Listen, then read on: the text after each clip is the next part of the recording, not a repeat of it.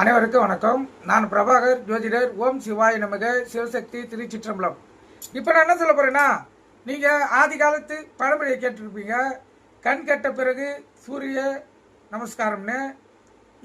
இதனுடைய பொருளை தான் சொல்ல போகிறேன். தெரிஞ்சு வச்சிங்கன்னா நல்லது. கண் கெட்ட பிறகு சூரிய நமஸ்காரம் என்று ஒரு பழமொழி உண்டு. அதன் பொருள் என்னவென்றால், கண்களுக்கு சூரியனே காரகத்துவம், அதாவது காரகர்த்தா ஆகும். சூரியனை வழிபட்டு வந்தால் கண் பார்வை பலப்படும். சூரியனை அதிகாலை வேளையில் கைகளை முறைப்படி வைத்து சூரியனை பார்த்து அவருக்கு உரிய மந்திரத்தை கூடி வழிபட்டால் பலம் ஏற்படும். காலம் கடந்தோ கண் கெட்ட பின்போ சூரியனை வழிபடுவதால் எப்பிரயோஜனம் இல்லை என்பதை உணர்த்துவதே இந்த பழமொழி. நீங்கள் கருத்து கொண்டு பயன்பெறுங்க. நன்றி, வணக்கம், வாழ்க வளமுடன்.